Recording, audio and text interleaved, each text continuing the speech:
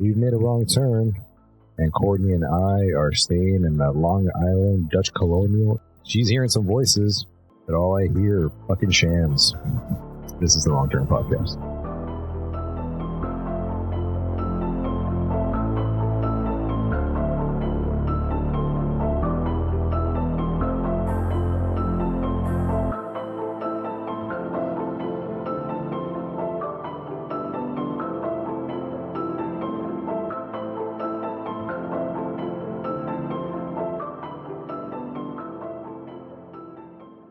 Hey, Courtney, how are you? I'm well. How are you?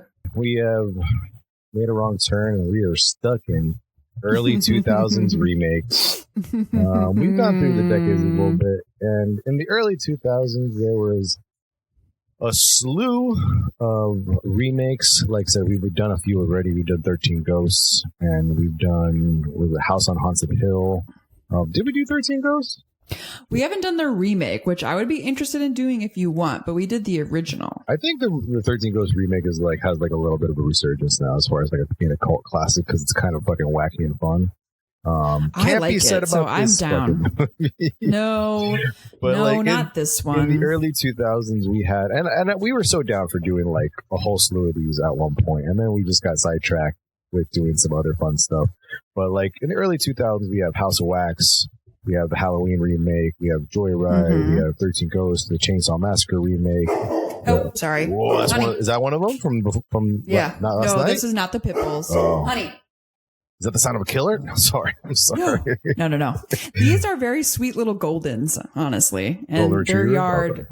Yeah, I was like, their yard doesn't really have too many critters, so I'm not worried. No, we had the Black Christmas remake. We had the Friday the 13th remake. We had the Carrie remake, the Fog remake, Willard, Prom Night, Wrong Turn. Hey, that's the name of the podcast. The Ring, The Hills Have Eyes, and like maybe I want to say like 10% of this list is like the fun rewatch material, and then the other is like, and this is one of them. We are doing Amityville Horror 2005. Dun dun dun. AKA Ryan Reynolds fan flick. Okay, so let's talk about because he had done he's doing great right now. Okay, so he's established, and we all know this, and I do love Ryan. I'm a fan of his. Nothing to say bad about Ryan. Yeah, but this was like he was really up and coming in 2005. Like he was really like. He was doing all of the things. Homie's been acting since he was a kid. I know. I say he peaked in 1994 when he did 13 episodes of a little kid show called The Odyssey, which I fucking love, and I don't think anybody's ever seen. I was gonna say I haven't seen it. It's a weird fucking premise of a kid who goes into a coma, and this whole TV series takes place in his fucking head, and Ryan Reynolds is the bully, or he's also a dictator in this fantasy world that the main protagonist is having, and he's being Ryan Reynolds, But you're right. Mm-hmm. In like the early 2000s, he had done a bunch of stuff. I mean, I guess he did Van Wilder before this, which put him on the map. But no, he had done Two Guys, a Girl, and a Pizza Place, and that was one of his big breaks because he had done a lot of episodes of that. He did that for years. And I don't know if remember the movie Waiting? He did this after that. He did Waiting after Amityville, like just after. Which I'm like, okay, right? Interesting choices for him. Literally, well, actually, who's to say? Because they came out in the same year, so who knows to say what was filmed before? That's true. Yeah. We don't know because production-wise, shit changes all the time in Hollywood. Oh, good. But it's just interesting. Sorry, I'm like looking at his list. I'm so sorry to keep cutting you off, but yeah. No, go ahead. Yeah. He could think he did Blade before both of these movies. Okay. Blade 3. I just feel like, man, when I was like looking at his credits, like in the early 2000s, I was just like he is all over the place, but like it's okay. Like, and I'm pretty sure the Amityville Horror was like his only a really like horror one, I'd say. Like I think it was like he did some X-Files early on in his career. And I know he has Blade and things like that, but I don't know. The only one that I have it somewhere. This was like back in the day when you'd go to like Blockbuster to buy the used DVDs. One called The Nines. I have it somewhere, like in my collection, and I've never actually seen it, and I don't think it was okay. But it might be. I thought it was like a thriller, like I thought it was a horror movie, serial killer, but it's kind of like a one piece where he's just like in his apartment talking to himself for most of the time. We could revisit it. Well, I could watch it and see if it's worth putting on the pod. But like I said, like he's like been in and out, and in like sort of in the background doing just keep doing Buried. Buried is a horror movie that he did, and that one might have to revisit because that hits on some real fucking fears right there. Yes, because he's buried alive. You're right. Okay. Yeah, we might have to check that one out. I vaguely remember it. I don't think I watched it fully through. I mean, I don't know, man. This kid's just determined. He just keeps going. Like, and I love that. And it shows. He hits, but like, yeah. No, but I love that about him. Like, he was like, I'm a working actor. I'm doing all of these things, and now he's like super established, and he's also a like pretty savvy business guy. And currently my favorite thing that he's doing is the Wrexham stuff with Rob McElhenney from It's Always Sunny. We love Always Sunny.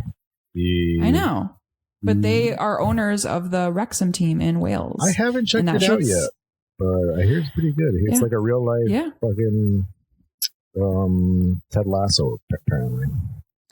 Yeah, because they are putting money into that club. Like, they've both been very transparent and being like, we didn't do this to make money. Like, they're just passionate about it. Oh man, 100%. I enjoy that. Like, if I had money, like I'd fucking throw down and just to do something exactly. fun, 100%. And I love that they're doing that. And of course, you know, I love Rob to death. So I'm like, the fact that he's friends with Ryan, I was like, okay, like, you can stay. I'm also like looking at like some of these things that he's got his commercials here as like credits. I'm like, is that work? Yeah. All right. So homie's working. All right. Regardless, homie's working. So yeah, this is basically like a Ryan Reynolds piece, but it's kind of weird though, because like it was before he was, I don't know, really established, and he does try to like give it his all, I guess, but it kind of just falls flat for me a little bit. Not to, you know, take him down a peg or anything like that. But this does have, so the only reason to mention that it's an early 2000s remake is just because it has the look of that early 2000s, which is just like, oh, it does, which isn't, and not horrible, not awful. It's not awful. It doesn't look awful, but it does look exactly of the era. Right. Blues, and I tend to cut jeans. Yeah. This sorry, I didn't mean to cut you off again, but no, go for it. This movie barely looks like it takes place in 1976. Just because of their outfits, and then yes, the coloring on it. But even then, like, you're watching Ryan Reynolds, and if you take any frame from this movie with just Ryan Reynolds in it, nothing says 1976. Exactly. That he'd easily wear those clothes today. Exactly. Like, I think at one point he has like that really nice like leather jacket on. And that was the only time where I was like, okay, I guess he's a little bit 70s right now. No, barely. You know. But as you know, and our fans know that listen to this, I enjoy the early 2000s horror. I do like the look. I'm usually here for it. But this one, I was a little like, it just wasn't hitting it for me. I'm like, it's not even goofy, campy, silly. It's just like, okay. All right. All right. So, all right. Before we get into the movie, let's talk about this infamous motherfucking story of the which is still a very cool story or spooky story. Well, not cool. Murder isn't cool. I didn't mean it like that. The real life crime or the real life slaughter of the DeFeos that took place at 112 Ocean Avenue in Long Island, 1974. Ronald DeFeo Jr. killed 6 members of his family, all in Amityville, New York. That is what pretty much sets off the impetus for the Amityville haunting, the supposed Amityville haunting, right? There's conflicting stories about Ronald DeFeo Jr. and like why he did it, and if it was him or if he used this. There are other podcasts that do this story much. We're just going to glaze over it a little bit. Yeah, we're touching the key points. Like we're not doing a deep dive here. So he passed away in actually just 2021 at the age of 69. He constantly said, after like in the 80s, he said that he did it with his sister. He said that it was a mob hit. He admitted to it eventually that it was him back in the 70s. Contradicting stories left and right. He was diagnosed with antisocial personality disorder. He was also under the use of amphetamines, heroin, and LSD, which might affect you. He said that he heard demons and that they were trying to kill him. He was also saying that he was trying to rake in on his father's life insurance policy. But he did have an abusive relationship with his father, which might have led to him shooting his family. A very troubled man. Yeah. A very troubled man. So, yeah, a little bit of... Doesn't excuse what he did, but he definitely had issues. Yeah. A hug goes a long way, I'm just saying.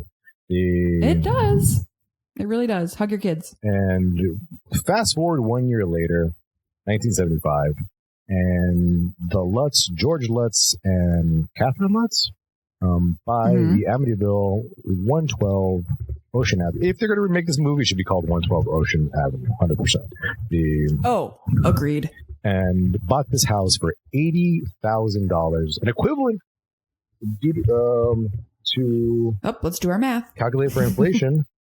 $472,000 for a 5-bedroom, 6-bathroom with a pool and a boathouse in Long Island. That's cheap. That's actually cheap. That's actually cheap. Like if you'd buy that now, like that's $80,000 is cheap. This is cheap. Like you can't. Looking at LA, do you want to go Miami, in on it, Edgar? Should we go buy this house? No, that's now I'm sure it's worth way more. Oh yeah, like, yeah. That's what the $80,000 would cost now. But due to how much everybody's just marking up stuff left and right, I don't look at it. We should see what somebody's trying to sell it for, right? Whatever the market there, but so yeah. Oh no, if it was $400,000 now, like 100%, like fucking buy this. Yeah, like that's the cheapest house I've seen in a minute. I was like, holy shit, let's go buy that. Oh my god, like yeah, houses right now go for. Smaller houses go for much more in this area and in Miami. I can't even imagine what they would go for in New York. So yeah, real life horror. I'm trying to buy a house in this economy. Hey-o. Yeah. And they bought this house, and 28 days later, after moving into the DeFeo house, they had left saying that they had all sorts of encounters. They said that they saw a demon boy. They say they saw a demon pig in the mirror. They said that they heard things, that there was slime coming down from the walls, that there were flies in certain rooms. There was a sculpture of a lion that bit George. All of the things that have been basically not contradicted, but basically have been comes to the light that basically the Lutzes had made most of the story up with the DeFeo's defense attorney over 4 bottles of wine. The defense attorney making it up in defense of Ronnie DeFeo in his insanity plea, and the Lutzes in hopes to cash in on some of this notoriety and story. And interesting. Yeah. They had tried to use one author to write. So they worked with a DeFeo defense attorney and an author to write this story. But the Lutzes were like, we're only going to get, I believe, like 40% or 30% of the cut. And then they just decided to cancel that deal. They went to another writer,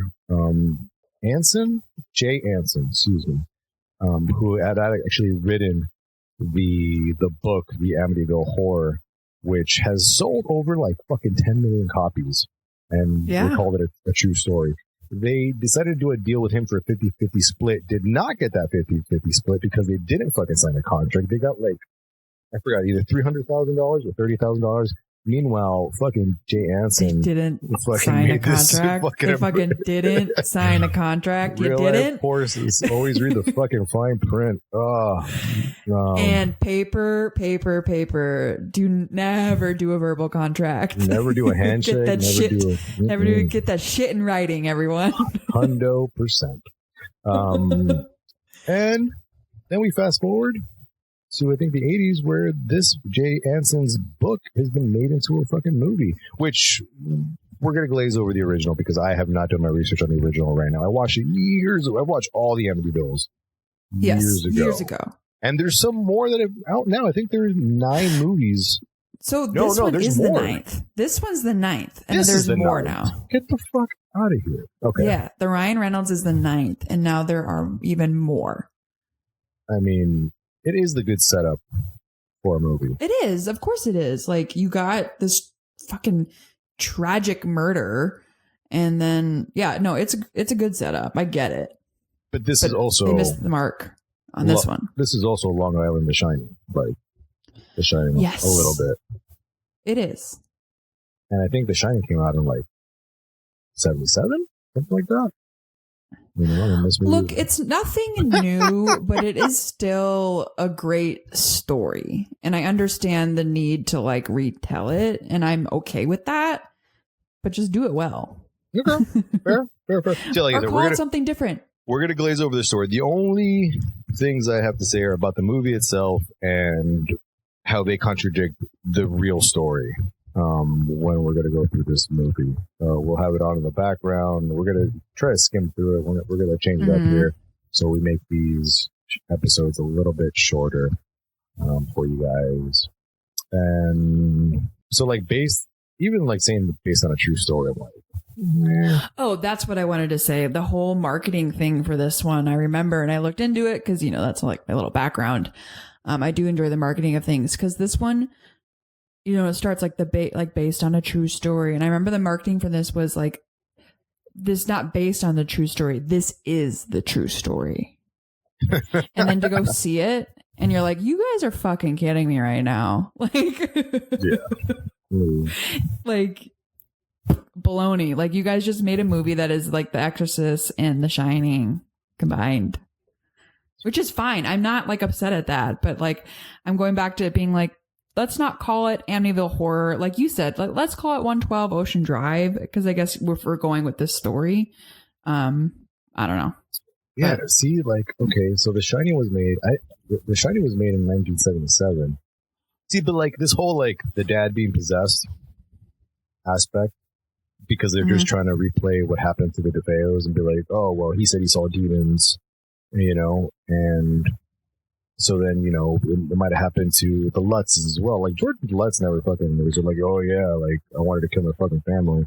I'm sure the family would have taken that really, really weird. Sure, the family would take it really weird. But yeah, it's this whole, like, the eeriness of, like, living in a haunted house eventually, like, sends you to be crazy. Or it's like almost like it's on an ancient burial ground, almost like Pet Cemetery style. Like why would it make you go this insane? Both of these, so the Jay Anson book and the Stephen King The Shining book both came out in the same fucking year. So now I have to like do a little bit of September of 77 is when the Amityville True Story came out, and in January of 77 is when The Shining. No, I'm just saying. Coincidence? Cool. I don't know. And both feature a lion sculpture. I'm just saying.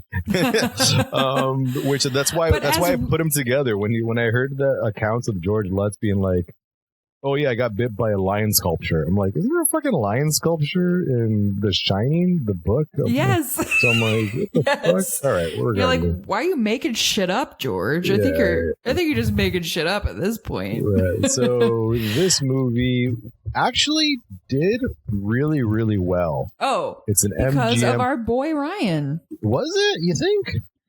Or is it just? I think it was because of Ryan Reynolds' I fame. think the marketing. I don't think he was like that too. well known at that time. I mean, like he wasn't a huge name like he is now. I don't think he's bringing in all the boys to the yard. No way. No, but what I remember, because in 2005 I would have been 14. So what everyone was talking about was like the trailer and him being shirtless when his pants are like so low with that cut. And you're like, I mean, that's what anyone could talk about. I mean, fair enough. Homie's got a fucking body, you know, like me and him are a spitting image, basically, you know, like it's just, I don't need to look at pictures of him. I just look in the mirror every day and be like, we both got 9 packs. But to be fair, you have been working out a lot though. To give yourself actual credit, you have. Yeah, 100%. You know, it's just like, I mean, where's mine? You're like, where's your movie? You're right. Yeah. You're our leading man. Take your shirt off and pull your pants down real low. Yeah, like also, yeah. So he does the gratuitous 6-pack abs, low cut like sleep drawers, but it's like barely on. Like you had to. It has to be taped on. Like you're not doing that much action. Like you are a half a centimeter away from seeing it. You are not running with a low cut. No, you know, like sleep your pants are gonna fall down and it's gonna flop right out. 100%. There's one scene where he's cutting wood in those pants, and the kid is looked at him up and down like, gross. What the fuck are you wearing? I know. He's like, gross. Dad, gross George, you fucking freak. I don't want to see your dick. I've had pants like that before. Those pants are sheer. You can see everything through those. Yeah. It's like you're not even trying. Like we all know like the gray sweatpants look. We all know like, like he's got gray sweat. But this is like we are just here to stare at it, I guess. Like, so like I said, real quick, I'll give you the rundown.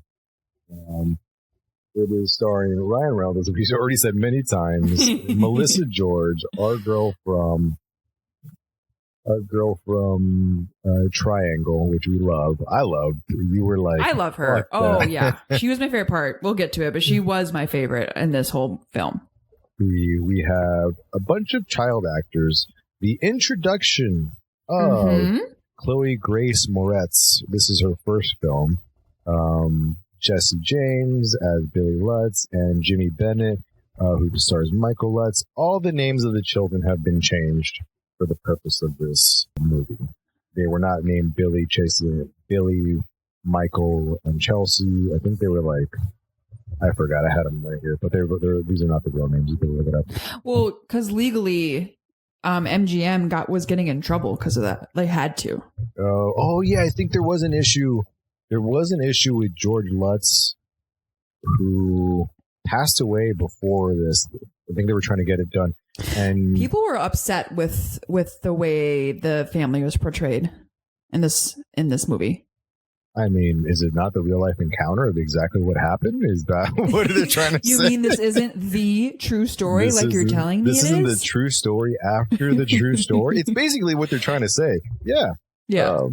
Yeah. The Philip Baker Hallway, who is the old guy in every movie you've ever seen, plays Father Calloway. I love him. He's great. He's got a great voice. He's awesome. Rachel Nichols plays Lisa, who is the most authentic 70s thing in the movie in her hippie outfit, essentially. Oh, yeah. And I'm sorry. I know we mentioned the girl from Triangle, who I do like, but Lisa is, I think, by far the best in this. Also wrought with like 2000s early, horror. Yeah. The babysitter part of the movie, I was like, oh, okay. And speaking of the babysitter part, Isabel Connor, who plays Jodie DeFeo, See, but that's weird though, because like, you change the name of all the other kids, but why do you change the name of the DeFeos if you use Ryan? And that's DeFeo? what bothered me. I was like, why not change those names? Because also those are real murdered children. Yeah, but also just saying, there is no 7-year-old girl. There is correct. The youngest was the boy who was 13. That's right. He was the boy. The girls were much. It was he murdered 6 family members, right? Ronnie DeFeo. He murdered his dad, his mom, yes, his 2 younger sisters, and then his 2 younger brothers. Yeah, because he was like 22, right? 23. Something like when he did it. That. Yeah, I believe so. He was in his 20s. Yeah. So like I said, right here, Dawn was 18, Allison was 13, was the youngest girl. Mark 12, and John Matthew was 7. Yeah. So I'm like, why? I mean, I get it. Creepy little girl. Creepy little girls are usually a hit. Bread and butter, I guess, at this time. Yeah, but remember Ghost Ship? And we were like, what the fuck is this about? Yeah. But I mean, like, so then we can't also talk about this without talking about, like, Ed and the Lorraines and the Conjuring series, which did like a small segment on this, and the Conjuring 2, which is like the cold open for that movie. And they did a good cold open that just does what this movie does in their cold open, which is reenacting the DeFeo murders. Yeah. As Mia Farmiga, I think it was that, as playing in the place of Ronnie DeFeo and going through the murders. And like the creepy ghost children in that small segment that was done very simply. Like I could see why James Wan was like given all the money to do this, because there are some really, really creepy elements that are done really, really simply.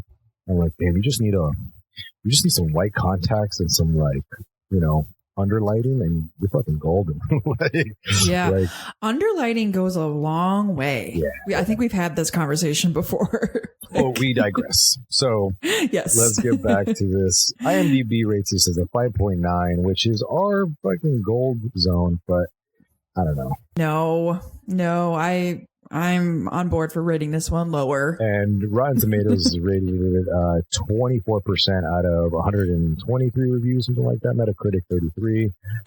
Yeah, I lean on that more. That's about right. It was a budget of $19 million. We like a one set piece. This is all done in one location. We think it's easy, but you think you get real creative with it, which is fair. Yes. $107.5 million at the box office. And I think that was because of Ryan Reynolds' pants. I think it was partly due to, I think, the marketing and based on the true story of blah, blah, blah.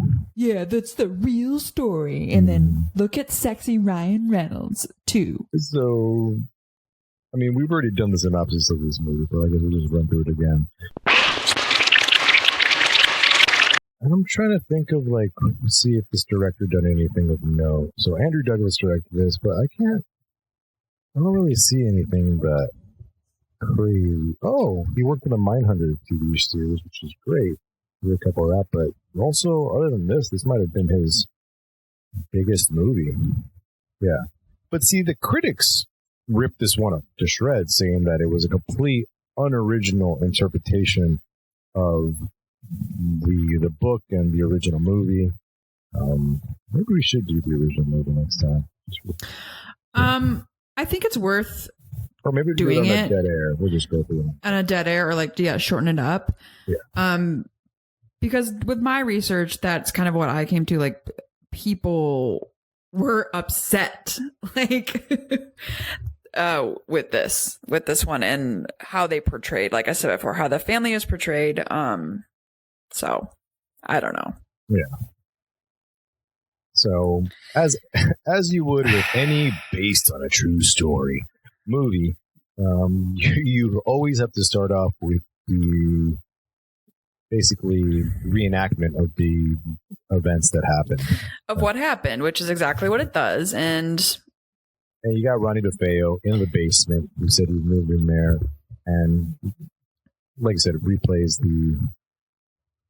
him going around and murdering his family. There are some weird things about the murder, though,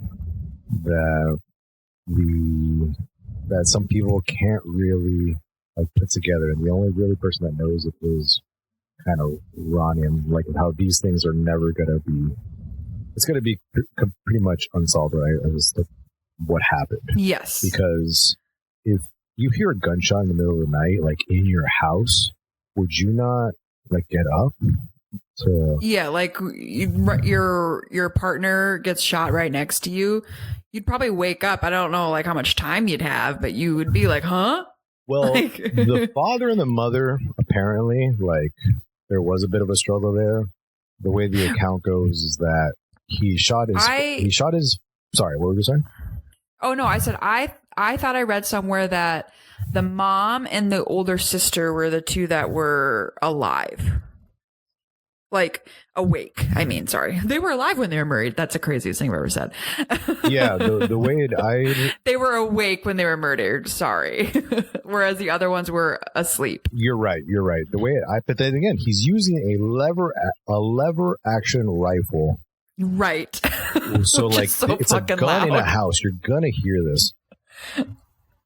And he goes around killing his family. Like the way I had read it was that he shot his father and his mother in succession, and they both took 2 bullets. He had shot his father twice. He only shot his father after his father had come after him, after he shot him the first time, and there was a struggle, and he was able to shoot him again at point blank range. And then he walks up to his mother, who's already shot once, awake, dying, and he shoots her again. He has to put her out of her misery. And then he shot one of the other sisters, who was awake. He told the sister to lay down.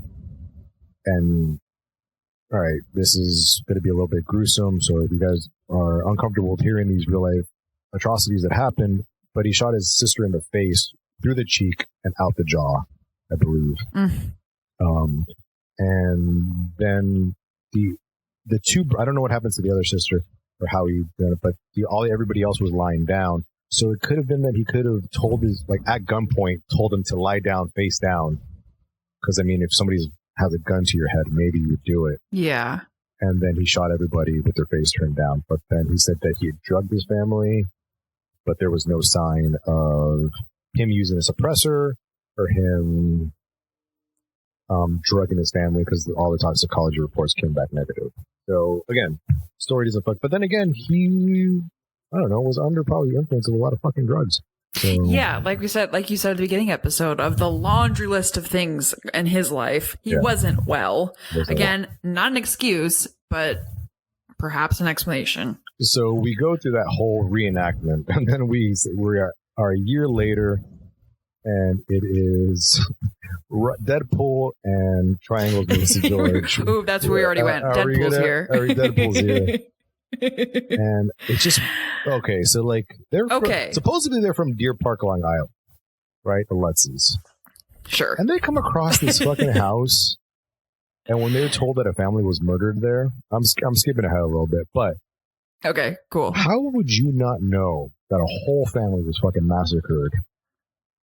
Like, correct. You were in the same town, right? Like, even if it's the 70s. You had newspapers, and newspapers were a thing. How would this not be the biggest fucking case in your town? Exactly. Like, I understand. And then all of a sudden you're like, you know what? We better go check out this house. Like, wait, was this the one that family was murdered in? But even then, like, the realtor eventually tells them, right?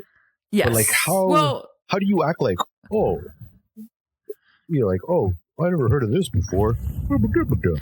Like, well, obviously this was before the time, I guess we're led to believe, before the time where you had to disclose it, perhaps. Like, because she does tell them eventually, but only after the babysitter tells first, and then they start to question. No, but in real life, they knew. Okay, yes, the real Lutzes, yes, knew. She tells them like, all right, because George is a contractor, right? And he's like, oh, maybe I just like was you weren't paying that's fine if we're not paying attention. That's fine. I like her like it's fine if you weren't. So we got a little bit of a, it's 70s. I thought that they didn't really find out until the babysitter told the boys. No, that's some they were other like, horror movie. No, that's fucking Poltergeist. You built it on. You moved the graves, but you didn't move the bodies.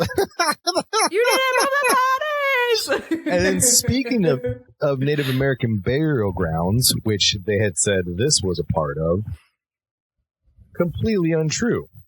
Completely untrue. The Native Americans so supposedly they said this was a sanctuary, or this was in a facility at one point, this house, the Amityville house. Yes. Where a Native American tribe would leave their sick and they're dying there to get better.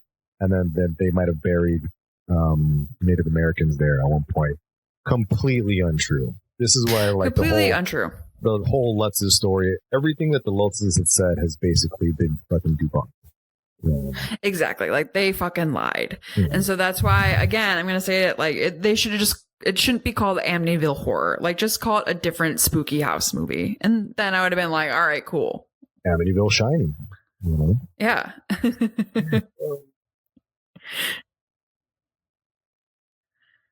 Oh, also, but like, I wanted to ask you, what do you think of these two as like a couple? They're fine. I think Melissa George could do better. I agree. They do get really annoying to me. I mean, I think they're not. And, I think they're not like. I think they're trying to make a turd shine, basically, and they're not. they're doing the best they can with what they have. Okay, yeah. That's fine. I mean, it looks. I have no qualms about the way the movie looks. I just think it's just the story in general. I think just like, yes, you know. Yeah, I saw the scene right now where Melissa George just cups Ryan Reynolds' ass. She just I missed it the first time. She totally cups it and squeezes it. Yeah, which is totally fine. But like, you know, guys like to be objectified too. 100%. I mean, hey, if it's your fucking husband, yeah, go for it. 100%. I like when she squeezes it. 100%. Yeah. Makes us feel appreciated. I guess my only issue in this film, I guess, with like this couple is because I thought when I was doing my research, divorced. Like, she is divorced and she has her 3 kids from the previous divorce. But then later on in this movie, and you find out that the children are really upset because, like, I want to see daddy. And then she's like, oh, I'm so sorry, he's in heaven. And I went, oh, okay, so dad is dead. And then it almost seems like mom here moved on pretty quickly. You know what? That's what I was going to say. Like, well, we don't know. Like, if she did divorce him, then maybe it was a toxic relationship, and then I could see that. Perhaps. But if he's dead, oh man, you're right. You're like, do you remember that scene with the little girl after, like, when we get to it? Well, I'll mention it, but it was just like, daddy's in heaven. No, I want to be, like, yeah, because Jody said I could be with him or whatever the fuck. But yeah, no, you're completely right. Like, if he's divorced, I think perfect reason she could move on quickly and have a better life with good old Ryan Deadpool George. Deadpool George. Ryan Deadpool George Lutz. But if he's dead, you're right. Now I'm like, because I thought the same thing. Like, fuck, she moved on. Yeah, and then obviously she's like cupping his butt, and they're like getting it on in the morning. And the kid walks in. I think I'd be like, man, mom is horny, and that's fine. But like, dad is dead. Mom is horny, but dad is dead is the name of the title. Fuck yes, nailed it. Mom is horny, but dad is dead. Oh man. And then Deadpool's here, so I get it. Deadpool's here. And he's so hot. Okay. So the Lutzes are just astounded that they have, they bought the house. They're so excited to move in. Yeah, that they found a fucking deal, basically. I mean, it is, and then the way they shoot this movie, the house they used for the production was actually in Chicago as opposed to fucking Canada, or Chicago. That's interesting. Or actually in Long Island. So they actually built that like, I think they called that garble from front, the moonlight windows or the moon shaped windows. That's so infamous with the Amityville for this that it costs about $60,000. And so it's just kind of like, you could sort of see it some shots like, oh yeah, you could just sort of like, like build that in front of the original house. and have it there. It's a nice little setup. But this house looks huge. Like, this house it does. I mean, at the time, like, if you have like a deal like that, like, I can't say me and Ming would have done anything differently. Like, oh, I agree with you. Where you're like, fuck yeah, like we got to jump on this opportunity. We're middle class, but like, if we scrape by, we can have a fucking huge house, you know, that sits on a lake. Like, I mean, you know. And then, of course, when they're like, we're like, yeah, a bunch of people here were murdered, and we're like, oh shit, you know. The only thing that Ming said was like, fuck yes, we're making this to a bed and breakfast. You tell me people here were murdered? Fucking monetizing on these motherfucking girls. Yeah, that's a smart thing to do. You know, like, come stay here in this spooky bed and breakfast. Hell yeah. Nobody's saying no to anything. Exactly, because you're going to get all of the freaks like us that are like, yeah, I'd stay there. Oh, 100%. Have you seen photos of that clown motel that's like outside of Vegas? Yeah, I would totally check it out. I don't know if I'd stay there. The rooms are quite unsettling. I don't know. They're like, I'm sure it's fine, but it's just like, oh, okay. But it's not fine. I would definitely check it out. I would check it out for sure. It's fine, but it's not fine. No, it's what you're saying. It's not fine. Yeah. I don't know. Like, I probably would, though, just for the fun of it. I don't think I'd sleep well.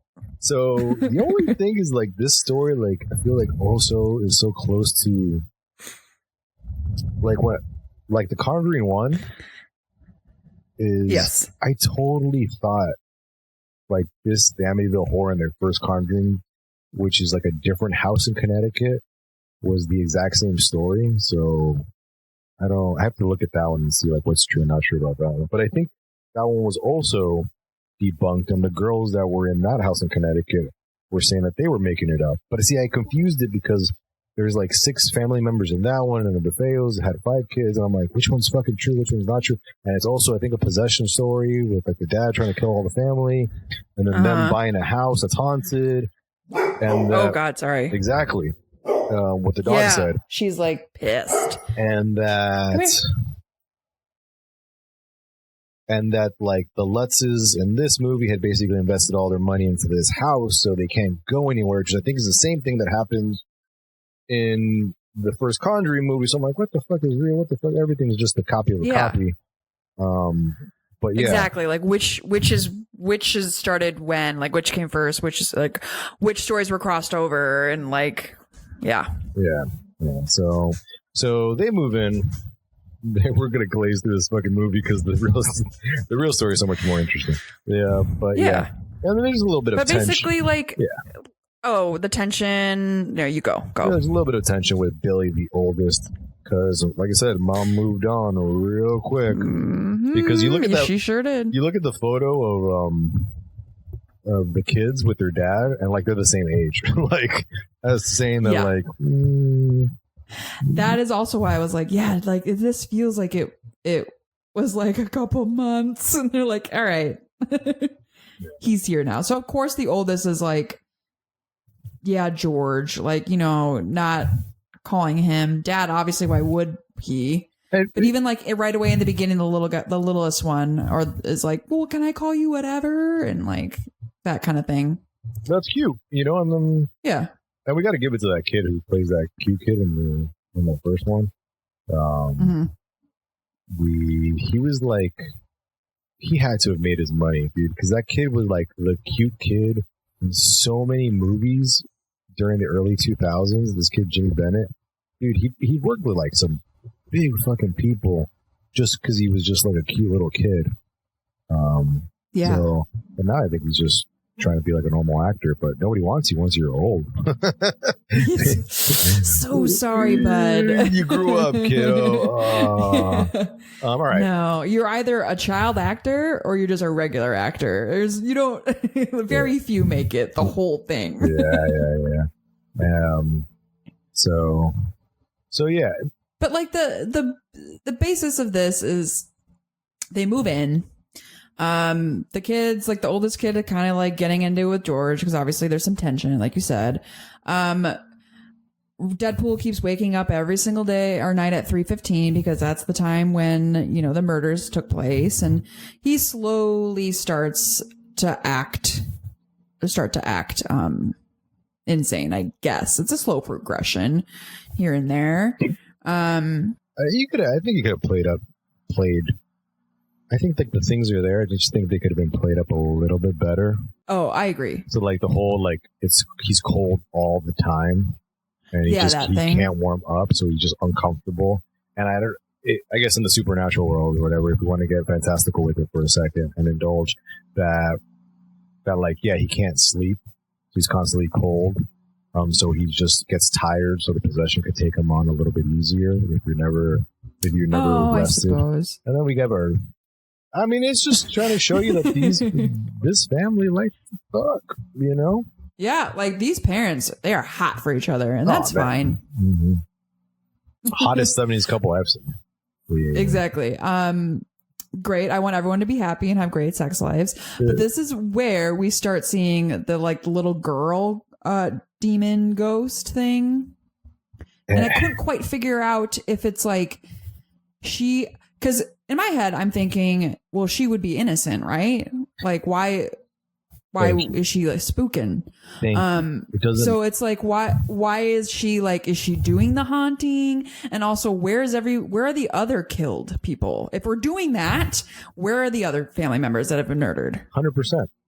They give you nothing. Like what exactly? Like you had it there, and I don't know if like you just spent like all your money. Like I don't know what these actors were paid at the time. I don't know how big Melissa George was at the time. Like with like the budget. Like we know he spent $60,000 on just building the moon-shaped windows in the front of the house. But like, where's the other money going? As far as like, dude, you could spend so much of that money like in your haunting, with the other ghosts. Like, where are the other family members? The other spooky things that are in the house that were made up. We realized. Like, right after the sex scene, we were introduced to Jody, and, like, Jody's doing the fucking weird hauntings that have nothing to do with her actual murder. She's just kind of fucking around, being like, exactly. Hey, George. I mean, it would kind of be kind of cool if she was kind of, like, antagonizing George a little bit. Like, hey, George, you want to see something cool? And she hangs herself? Fucking awesome. If you're, like, playing up like that. Drop my notes. But that was my whole thing too. I guess I like the idea that the little girl would have her imaginary friend be the little ghost girl. I can get behind that. Which was also The Conjuring. Right. Exactly. So it's like, oh, okay, which movie am I watching? Yeah. So like, okay. But I agree with you 100% and being like, well, where are the other family members that were murdered? Where are their ghosts? Yeah. Like, why do we just get this one? If you're trying to say the thing that ghosts are made due to tragic events that happened in that house, where the fuck's the dad ghost? Because he's probably the angriest motherfucker in there. And the other brother ghost and the fucking sisters, like, come on. Like, you could have really, really fucking done it up. But the ghost scenes are pretty good. The ones that they give you. I have no qualms about. Later we see I wrote down we're not to it yet, but as we're doing this because we roll through it, and I apologize if you can hear the long guy outside. Oh, same thing over here. Our mascot, the chainsaw man. And I got one too today. But there is the one spook that stood out to me that I liked the most was when the little boy goes to the bathroom and it's the sink. The ghost looked great. That's by him, and yeah, I was like, that looked great. And that was the one that I enjoyed. I know. No one sees these things. Yeah. But George. But Deadpool. What was it? I guess his name was fucking Mikey or whatever. Yeah. Whatever the kid's name was in the movie. Like, he gets freaked out. First, he gets scared because it's a big house. And when you're that small, everything's fucking big and ominous, right? Especially at nighttime. And when it's a new house, everything gets fucking real creepy. But then he doesn't see that ghost, and he just sees like blood drip down from the faucet, and that freaks him out, and he runs away. Dude, show him the fucking ghost. Let him get fucking traumatized. Yeah. Like, again, why aren't we scaring this whole family to death like that? So George is getting possessed by the ghost little by little. He's a little bit distraught. He's becoming a little bit more of a fucking dick to the kids. Melissa George comes home realizing that George isn't paying attention to... We can just call her Chloe. But she ends up in the boathouse. And it's like is that an homage to The Shining, like the balloon thing? No, that red balloon. Yeah, thank you. Sorry. No, it's okay. Well, that's what I thought right away. I was like, okay, the red balloon. I guess we're doing an It thing. Yeah. Which I'm okay with horror movies doing that, the little Easter eggs. But yeah, like, and then she's all mad because she's like, well, you weren't watching her. Yeah, Chelsea. But that's when Chloe.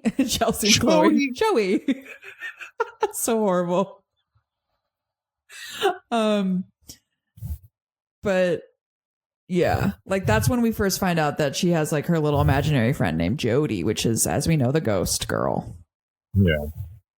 I don't know. It fell so short for like, you had the potential then. Like, why does, I don't know. I'm still upset about the ghosts. Also, like, me too. I am too. I'm like, are you kidding me? Like, to be honest, ghost movies aren't my thing either. Like, I am a monster guy. I'm a slasher guy. And I think we've talked about this before. Like, ghost movies and haunted movies fall like way low at the bottom of my list. So maybe a little bit more hypercritical. I'm here with that with you. Yes. Yeah. Even though I think Poltergeist is a great movie, and I love The Exorcist 3. But like, yeah. So yeah, like the whole ghost movie or even possession movies aren't really my favorite when it comes to the horror. I like them, but yeah, I'm more of a slasher person. I do like the monster stuff too. But you know, once we get to like 26-ish minutes, 25 minutes in, why not? You do finally get shirtless Deadpool. You do finally get shirtless Ryan. Well, I mean, it's a little bit of a setup, right? So we find Chelsea in the boathouse, and it's under lock and key now because Melissa George is like, yo, you can't fuck up with my kids. We might be together, but these are your kids too now, and you got to be looking out after them. So shirtless Deadpool hears the dog barking in the boathouse and thinks that Chelsea, Chloe Moretz, is back in the boathouse. And he gets some weird visions again of him murdering this family. And he gets a little bit fucking spooked out, and as he's baby bird all these visions throughout the movie. And of course, it's 3:15 again because this is the supposed time that Ray DeFeo murdered his family. And now he notices that the boathouse is open, and he sees, the fucking shining balloon. He's a guest star in the It balloon, sorry, guest star in this fucking movie. And he runs over to the boathouse. And for a second, I'm like, oh, well, whatever. So he's convinced, so he's running around looking for Chelsea, Grace Moretz, in the around everywhere, shirtless. And of course, you could totally tell that he shaved his fucking chest for this fucking movie. Oh yeah, because it's like growing back in, like that look. Quick. Yeah, the look of like you didn't get waxed. It doesn't matter. It doesn't matter. I'm sure nobody cared. Yeah, it's fine. No, you know what? Because we were all staring at how low his pants are, dude. 100%. And this was I'm like, it doesn't look like a 90s movie. Homie's hanging dong here. Homie's hanging dong, and yeah, and it makes you think, and you're like, dang, were other men just hanging dong like that in the 70s? I'm sure they were. I mean, nobody looked like this guy in the 70s. I'm pretty sure. No, I don't think so. Yeah. So the house and the ghost. I don't remember any guys in the 70s looking like that. Yeah. Nobody's hanging it that low. No, because you would wear it. No, I think back in the day, you'd wear your. Like the style was, you'd wear your pants and your underwear like at your belly button because that was the normal thing to do. Which is this is very low 2000. This is like yeah. Like this was the look, the hot look. So here we get another like glimpse of the ghost Jody. So Ryan Reynolds at one point runs into Chelsea's closet because we realize Chelsea's actually in her bed and not in the boathouse, perfectly safe, and has a one-eyed bear. Dun dun dun. More on the one-eyed bear later. And then we see that Jody the ghost is being held to the roof, which is a great scene. looks fucking super creepy. It does look cool, but we're gonna go right back into like, what's the point of that? What's the point of that? What, like, she wasn't murdered like that. Yeah, like, so why is she fighting the other ghost? She's not trying to save anybody either. Like, yeah.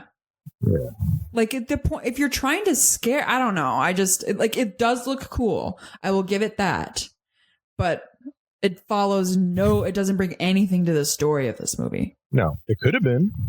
Yeah. She could have been the good ghost, fighting all the other ghosts, like in fucking. Hey, what's that other movie? Ghost Ship. Oh my God, Ghost Ship. That's right, with the other little girl that's trying to warn them. Yeah. But then once again, let's go back to what the supposed story is supposed to be here. These are innocent people that were murdered. Yeah. So like, why would they be? I don't know. But if you're trying to make that story, at least do it well, and they didn't.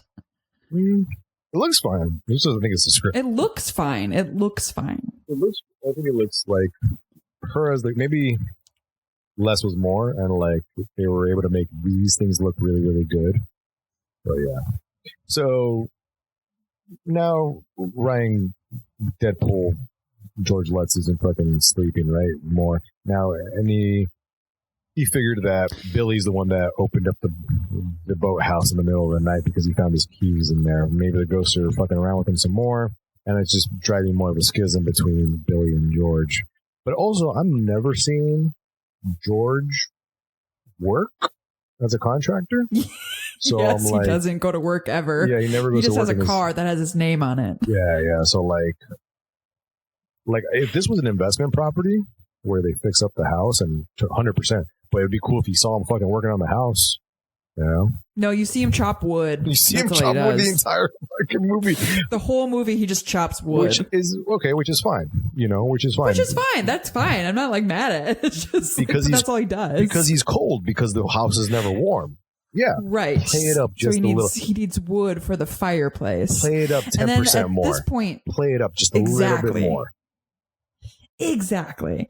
And at this point, they put Deadpool in these weird contacts to make it look like, because he's so tired. Dude, if my eyes look like that, Mei-Ling would fucking rush me to the fucking urgent care of the hospital. Oh, ER immediately. I'd be like, what's wrong with you? You look like you might have a disease. What you look like we have to go get you checked out. Is it cirrhosis? Is it hepatitis? Like, what the fuck is wrong with your eyes? 100%. Yeah, like literally there's something wrong. Something is wrong with your insides. Oh yeah, like 100%. Like you look bad, but he looks bad.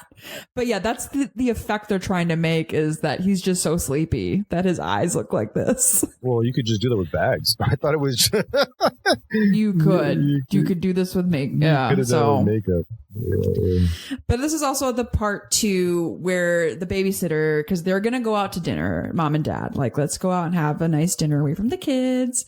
And we bring in the cute babysitter that the oldest boy has a little bit of a crush on.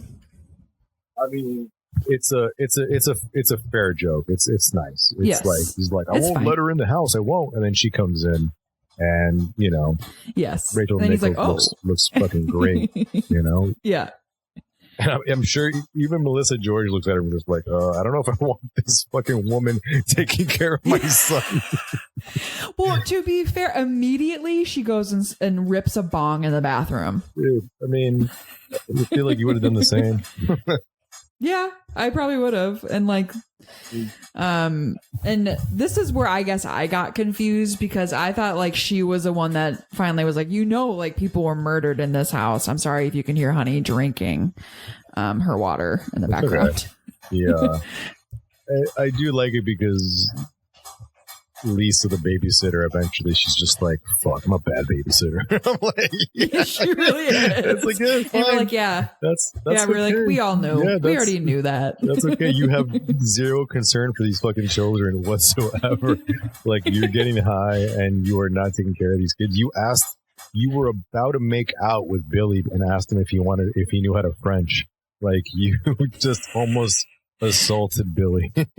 Yes, because I guess we're led to believe that she's supposed to be like 17 when she clearly is like 25. 27. Years and more. 27. And then Billy is 12. Like 13 max. Oh, yeah, I know. Yeah, he says all the time, I am 12. I am 12. I am old enough. Oh, he's 12. Yeah. Yeah. Okay.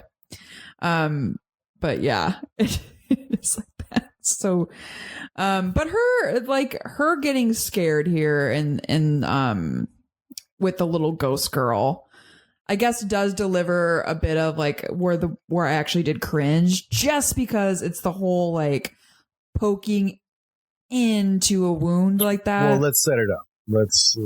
Go for it. I didn't do it well.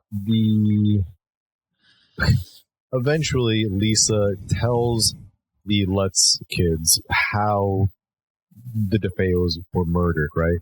And basically they were saying that right there in that closet in Chelsea's room is where they found Jody. And Billy's trying to be cool. He's just like, man, I dare you to go in there, and close the door, which is, the biggest dare anybody's ever going to get when you're a kid. Be like, I dare you to go into that creepy closet. That's fair. And the girl's just like, because, fucking do it for your poster. That's a fair trade in the world of children. And then she goes in there and the door automatically shuts and Jody appears to Lisa. And it's funny because it's not funny, but there is already a history between Lisa, who used to babysit for the DeFeos. So she's already familiar with the house. She's already familiar with the family. And she's familiar with Jody. And she was like, Jody got me fucking fired, that little shit. So they already don't like each other. And I like this rat-a-tat-tat between her and the fucking ghost. And Lisa's freaking the fuck out. And she's trying to fucking tear down the door. And Jody comes up to her and be like, hey, look what Ronnie did. Opens up her bangs and shows her the bullet hole in the head. Gets Lisa's finger and sticks her finger in her own head, which is great. I thought that was great. Yes. Okay. That's what the point I was making. Like that where I was like, ooh, yeah. Like, and then Jody reenacts being shot in the head with Lisa's finger, which is fucking great. And that would, just seeing Jody would freak me the fuck out. But reenacting a fucking 100%. Gunshot of a child being shot, that's pretty good. And like back to what you said about like little Jody being like, well, she's a bad babysitter. And then like the babysitter being like, you know what I'm going to do? I used to babysit this family that was murdered. I'm going to go back to this house, the same house that they were all murdered in, and babysit the new family. Oh yeah. Lisa's already has like weird motivation already. Like, I guess you just wanted money but yeah, it doesn't seem like you give a fuck about anything if you're just going to show up. Yeah. Yeah, anybody else would be like, no, I'm not going back. Yeah. So, but in terms of like when I said the babysitter part was my favorite, it was because of that. Like I was like, that was a well done scene. No, totally is. Yeah. Let me fast forward here a little bit. Let's see. So yeah. And basically, no. And then fucking Jody's exit stage right. She is basically in a catatonic state. But also, like, it's a closet door, and you can sort of see, like, I've had doors like that with, you could have tore down through that door. Yeah, you could have. You could have punched through it. Yeah, punched through it. Yeah. So then... They're not that strong, those doors. Yeah. So, George and Catherine get home, and they're fucking pissed because... Pissed. Yeah. And George's trying to lose it and just being a fucking dick to fucking everybody. Ryan plays the dick, all right. Yeah, he's known for playing. He does. He does know how to do that well. And a little fun fact that I found some trivia on IMDb, and Ryan actually didn't really hang with the kids that much. Like, he wasn't mean to them, but he purposely like removed himself from like being around them on set. So, because he didn't want to be really friendly with them, because he wanted to, when it got to this part in the movie, he wanted it to be more real and effective, as if he was like a fucking asshole to these kids. Yeah. Because I guess the kids even thought, like, does this guy even like us? Like, in real life, the actors were like, does Ryan Reynolds like us? Like, because they didn't even know, because he just wouldn't hang out with them. That's not Which bad. I'm like, as an actor, a little bit of method acting right there. And I'm like, okay, cool. Yeah, like, because he wanted it to be real. Like when he's actually, or real-ish, when he's telling these kids off like that, like being an asshole. Like you didn't want to actually like them, I guess. I mean, it just, because then they will definitely not like you when you're acting like a huge fucking dick to them. And you're like, no, I thought we were friends. But we're also there to do a job, so I get it. Like, you got exactly. You are. They're all doing their job. And it also might be harder because Ryan just seems like an all right, nice guy. Like, he comes off as like the nicest guy in anything. So, like, it might be harder to do your job to act like a dick if these kids are already your friends. Yeah. Exactly. So I do realize, like, I see if he did like that is true, and that's why he did it. I get it. Like, you are doing a job. Like, you're not showing up to be best friends with everyone, even though that's usually kind of what happens when you're on sets like that, especially for a long time. Like, you become friends with everyone. Yeah. All right. So then the kids are fucking upset because they're like, dude, you guys brought us to a house where a bunch of kids were fucking murdered. And then George is upset because, like, we were just trying to have a good time. And now the fucking babysitter's in the hospital. And now we have a fucking another gratuitous scene where just Ryan Reynolds just in his drawers, just cutting up wood. Chopping wood. And this is the scene where the kid is just looking him up and down and they're like, what the fuck's wrong? I know. I was supposed to be like, he's like, I guess we should be concerned about this because there's like so much chopped wood at this point. There's a lot of chopped wood. And then when Billy, the oldest, is putting away wood with his dog, he is dressed in a green shirt and brown, like, bell bottoms, and he looks exactly like fucking Shaggy from Scooby-Doo. He does. Oh my God, he does. and you just get, for a while, you just get more of fucking Ryan Reynolds just not even, he's just acting like a dick, right? He's not, I don't even think he's even being possessed. Well, he is being possessed, but he's just kind of being a dick. And it goes on for a while. Right? And he starts saying a little bit of like maybe some sort of biblical-esque verses where he's just like, Melissa George is like, "Are you torturing my kids?" Just like, no. When the body suffers, the spirit flowers, and bullshit like that.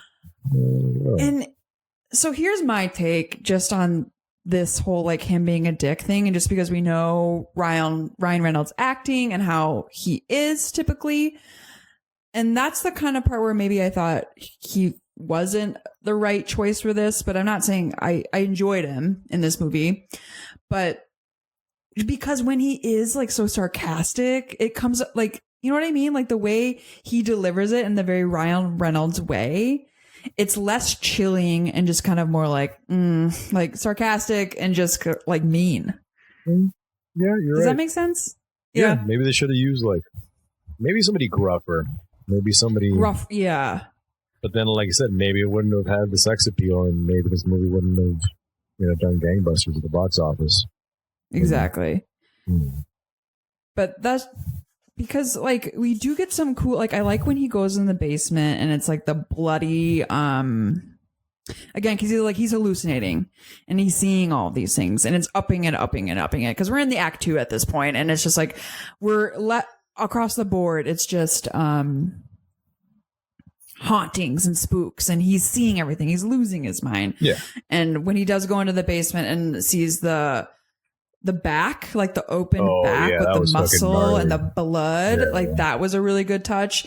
And him like checking to see who it was and it being him, like that was cool. I enjoyed that. Super disturbing. And like I said, you can't get fucking warm, so he's gonna take a hot shower. We have another little fucking pretty cool scene where all the ghosts of all the bodies just come out from under, but then like, what does that have to do with him being fucking possessed? Like, are they trying to kill him? Like, were there ghosts trying to kill him because he would have killed his family? Like, that would have been something they could have pulled, Like, or if you're trying to do the Shining part of it, where you're like, you're fucking with this guy so much that he eventually wants to kill his family, but then you're not even doing well because again, I'm confused by the tactics these ghosts are doing. Oh, I mean, I did see I guess I missed it because some of these happen so fast. This is like when he's being pulled down underneath the water, like it looks like they're pulling him apart, so his skin's ripping apart. Yeah. So I'm like, oh, that looks pretty good. But see, like, so then, that's weird continuity here. So when Melissa George like comes over because she thinks he's drowning underneath the water, like he's kind of covered in blood. So I'm like, that's pretty good. Like you can't explain that away. Like, yeah, it doesn't really make a whole lot of sense. As far as like in real terms, and speaking of but speaking of continuity, I mean, there's a lot of continuity errors in this that I noticed that I actually stopped caring at some point. I was like, it's not worth it. Not worth it. Yeah, I was like, oh, it's not worth it. But like again with the contacts, like sometimes he has it, sometimes he doesn't, and I was like, is it supposed to be like when he's not tired or when he's supposed to be possessed and he's like super tired? Oh, it's when he it's so they explain it in the movie. Kind of like as a throwaway line when they're at dinner at the Italian restaurant. He feels much better. So the farther away he gets from the house, the better he feels. You're right. Okay, so it's the house. Which obviously makes sense. And the only reason I was mentioning like the biblical verses is because we're fed like baby bird all these little like words like catch 'em and kill 'em, and it's in reference to the Reverend and the spooky man that Chelsea is referring to on the Etch-a-Sketch was the Reverend Ketchum, who was in charge of this sanctuary where all these people were essentially saved by him, right? And tortured and killed or whatnot. And I've already forgotten about that. Yeah, so thank you for reminding me. So he's being so that's it. They glaze over it. I mean, up until the end, where you get a very, force-fed scene of him. Whatever, we'll get to it in a second. Yeah, of course. But he's being possessed by the spirit of Reverend Ketchum. Reverend Ketchum, and then Reverend Ketchum, like you just said with the Etch-a-Sketch and the magnets, is doing all the red room things, Shining style. Oh yeah. So then we got Chelsea on the roof because okay, Jody, I hate this so much. But the roof scene. But is Jody trying to save her? I don't fucking understand. Like the continuity on this roof scene drives me crazy. So I don't. Ugh. It's bad editing. Is it because? Okay, yeah, go through it. I don't know. I didn't enjoy like if it was the editing or maybe just continuity of it. But like the mom, when they find that Chelsea is on the roof and everyone's like, "Oh my God, we got to get up there and save her." I get it.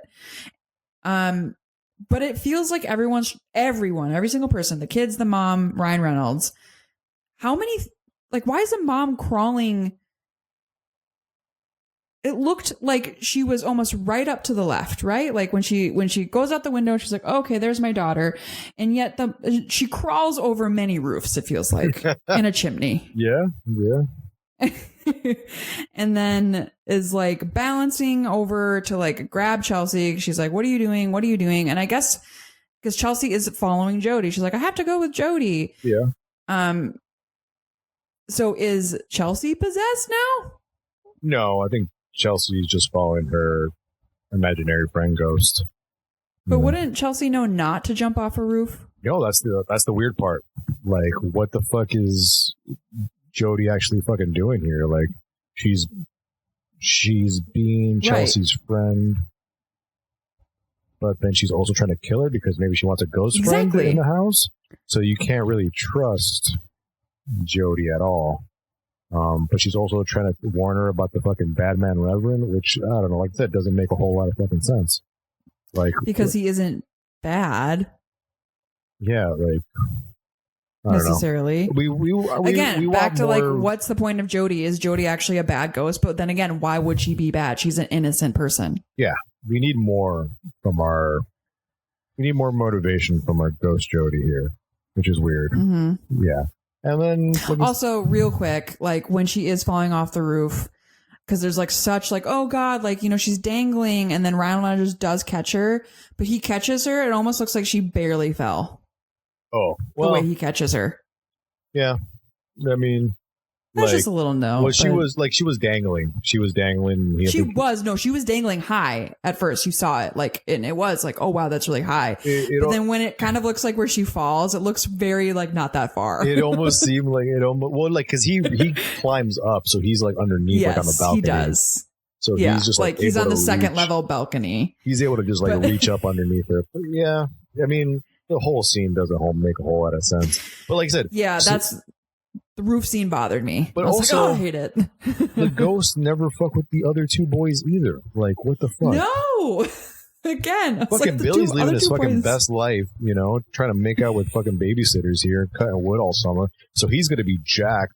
Fucking Mikey's just wants to fucking pee and hang out with his dog. Like Chloe obviously is gonna be, Chelsea's gonna be fucking traumatized for the rest of her life because she almost just jumped off a roof, and it's not really gonna affect her till she's like in her fucking teens and realize that she almost self-exited herself. Yes. Absolutely. And that also right there was when, after like her falling off, was when she was like, I just really want to go see daddy. And then the mom's like, well, daddy's in heaven. And that's when I was like, wait a second, he's dead? So Ryan Reynolds has fucking had it with these fucking kids, and he's just like, I'm going to the fucking basement, my office, My office. Yeah, that's because he keeps telling the kids, stay out of my office. It's my office. Yeah. So, and he moved down to the basement. But you know where he didn't go? To fucking work, because you got to pay for this fucking house. Hasn't gone to work once. He does have a speedboat that he moved into the boathouse, but he doesn't have a fucking job. I know. I was like, where are you contracting, sir? Yeah. So Melissa Kathy George Lutz is gonna go talk to the priest. So in real life, in the book, the priest is called Dr. Mancuso. In real life, it's Dr. Pecorano, or Priest Pecorano, who was actually a lawyer for the Catholic Church. And he says he actually never went into the house. But in other cases, he does say, so he also has contradicting stories. Right. He does say that he did go into the house at one point, and that the house did tell him to get out. And but he never told the Lutzes that, which is kind of weird. He's like, hey, I did hear these ghosts that you were talking about, but I'm gonna not tell you. And that was kind of frightening. I'm gonna tell the reporters, though. Yeah. Like, kind of, it's like, what are you really up to, sir? Yeah, kind of fucking shit. But in another case, he also said that he was slapped by one of the ghosts. So that's weird, though. But Dr. Pecorano, I think, also wanted nothing to do with it. Or priests or whatever, Sir Father Pecorano said he wanted nothing to do with it. But yeah, so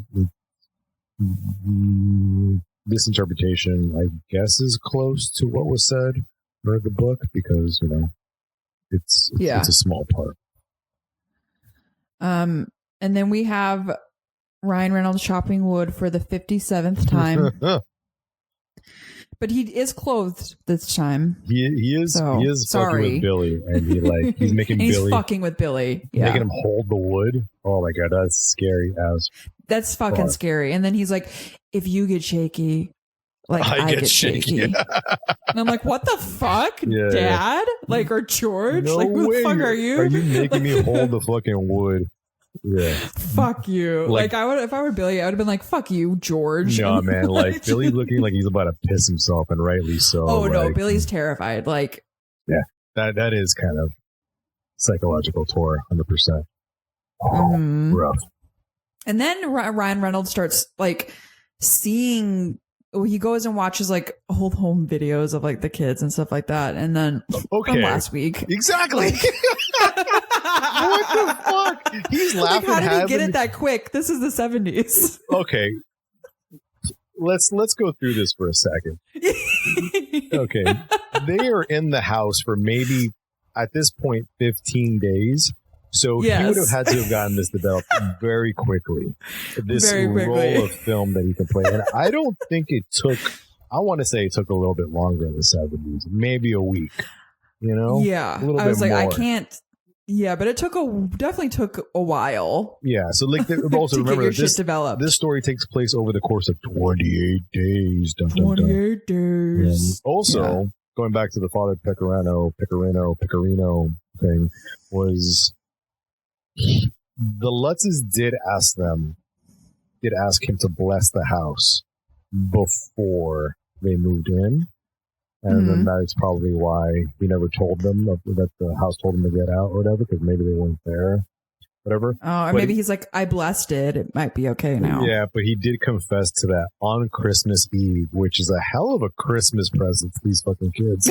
Being like, by the way, house super haunted. Yeah, Merry Christmas. So like, it's I think this all in real life takes place between like December 15th and January 12th or some bullshit like that, right? Oh shit! It's a Christmas movie. It's technically supposed to be a Christmas movie, which you could have. Also, they could have done, but that would have cost more money, right? All the Christmas lights. Yeah, of course it would, because you would have had snow and all that dumb shit. And it changes the theme of the fucking movie a little bit, right? Whatever. Then, if it was a Christmas movie, then it's too much of The Shining. If it was this movie, fuck me. Thank you. Yeah. Damn it. If they added snow to this, I'm like, this is just The Shining. Well, see, that's one of the other things that were debunked about one of the supposed visits that they had seen, or supposed sightings, when they had seen cloven footprints in the snow. Cloven footprints? Yeah, by one of the demonic things they had seen, or whatever the fuck, demons, that there was no actual snow at that time in Long Island. Oh, I see. Okay. Because you could trace that. So you were like, well, you made that fuck up. You made it up because if you were here in 1976 in January, guess what? It never snowed at that time. Yeah. So this is where the possession is fully taking place, and we know the ghosts' MO and how they're going to do it. They're basically going to appear to Ryan Reynolds as demons, and will make him kill his family in a fit of rage, and I guess whatever, in hopes to kill the. See, but like, what's the point of? So like, what's the MO of the fucking haunted house though? You just want more souls? Like, yeah, exactly. Again, oh my god, it's like we're gonna go back to Ghost Ship a couple times here, because remember Ghost Ship was like, we're just collecting souls for the Ghost Ship. I'm like, yeah, what? because what's like? It was like the demon presence, or like that demonic presence, of like, yeah, like I have a quota to meet. So like, it was really weird. Exactly. My quota's really low. I gotta kill some soul. I gotta get some souls for my boat. I gotta get some souls for my house. Because apparently, like, I think he mentions like, I work for other people. Like, which is like, oh, fucking cool. Like, great fucking line. Yeah. I'm sorry. The Jason Momoa commercial just came on for me. What a delight. No, the T-Mobile one. If you'd have him, oh yeah, my algorithm's like all that guy. I need like a sound every time you mention Jason Momoa on the. Oh yeah, like yeah, we need to. I'm gonna get a Jason Momoa like audio clip. Can we take buddy. His voice? Yeah, like 100%. Him like doing yeah, buddy, or something that he says.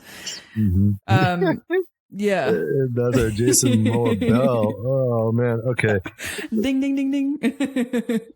Anyway, but back to like him viewing Ryan Reynolds viewing his family as demons. We get to probably the most gut-wrenching scene, which is he sees a demon in the boathouse, takes his axe, goes down to the boathouse. You don't even see the demon clearly, you don't even see it clearly. It's so quick. Like, I wish they would have given you way more demon to, like, the purpose of him being, like, you know, obviously takes an axe to it, and then we find out that it was actually the dog. R.I.P. Yuck. R.I.P. Harry the dog. Yeah. But I do enjoy that you actually see the, like, remorse in Ryan Reynolds. Like, he is like, oh, fuck.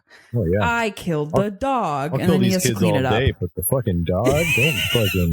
Dang. He's like, the dog, but these kids, fuck them. I would have loved it. It would have been really nice if you had, like, a better relationship with the dog. And, like, just throw it in there. Yeah. Just you know? Yeah, why not? Like him and the dog actually get along, and he's so frustrated with his family. Like he talks to the dog all day because the kids won't talk to him, or like he's watching home movies with the dog, and the dog's like, I didn't see shit, but you're freaking me out, buddy. You know? Yeah. It'd be great. All right. So then we have our first confrontation with Melissa George and George Lust. And Melissa George, Catherine Lutz is basically like, we need to get the fuck out of this house. And he's like, we can't leave the fucking house because we have no fucking money. Which was also the fucking setup of the Conjuring movie, the first one. They can't leave. I know. I mean, he gets a little fucking mean with Catherine. He's just like, how'd you get so fucking stupid? And I'm like, ooh, that's mean.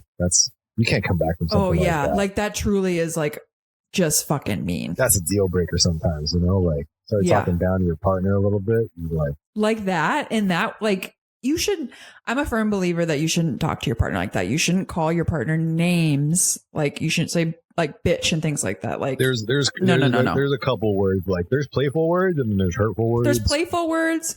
Like I've definitely had boyfriends where I've been like, oh my God, like fuck you. Like, you know what I mean? Yeah. But not like in a serious fight. Yeah. Like playful, like, oh my God, go fuck yourself. But never would speak to a partner like that. Yeah. So like, you're so stupid. She should have fucking left 100%. Like, dude. And I know tons of friends that have kids and would have been like 100%. Now my safety's at fucking risk. We'll fucking make it work. We're fucking out of there. Ming, 100%. Yeah. I'm out the fucking door. Oh, I know she would. She'd be like, I'm not putting up with this shit. Like, take the baby and out of there. Yeah. So the kids know there's something fucking wrong. And there was like a scene though where like for a second there's a line there where Catherine like turns on Billy and Billy's asking George like, hey, have you seen Harry the dog? And Catherine's just like, what is wrong with you? And then she tells everybody to leave the fucking room. And I was just like, I don't know if you're doing that to save your kid because you know that your husband's kind of fucking losing it, but that was never kind of like revisited ever again. Or you were just siding with your husband who's becoming a bit of a sociopath. There's also, in that scene too, there was just too much first name calling. You know what I mean? Where they were like, oh my God, William, go away. Jesus, Melissa, come on, Chelsea. It's like, we don't do that. We don't. Fair. Fair.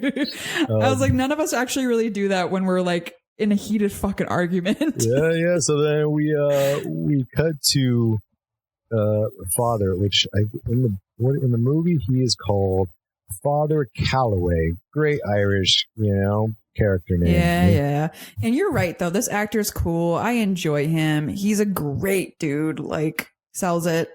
Yeah. Hope he never gets canceled for some awful shit.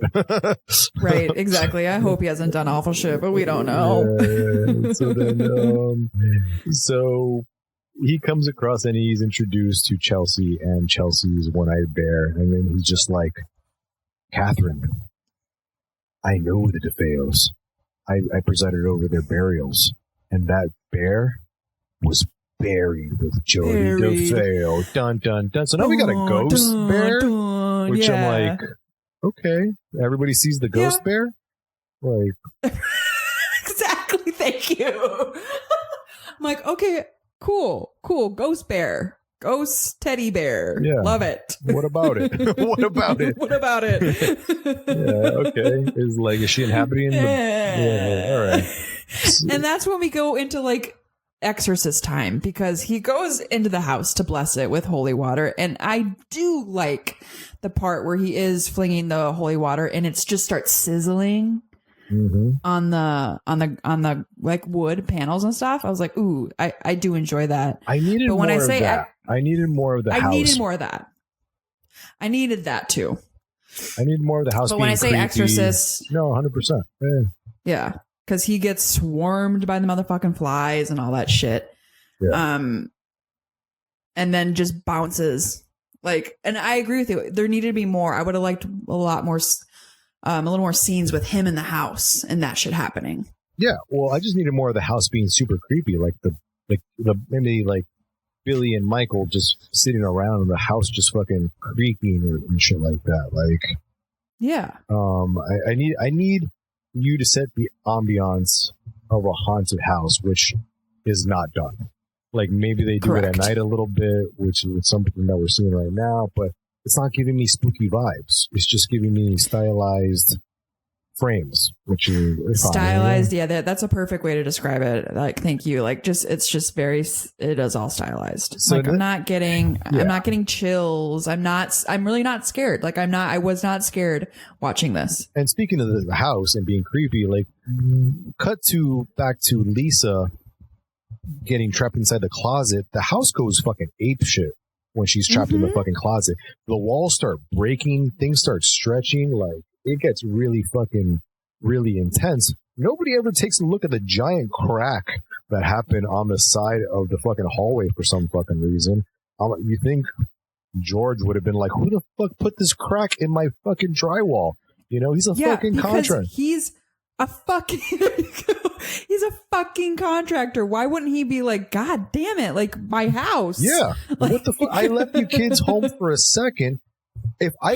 When I put a hole in my mom's house, oh my God, I fucking heard about it. Oh man.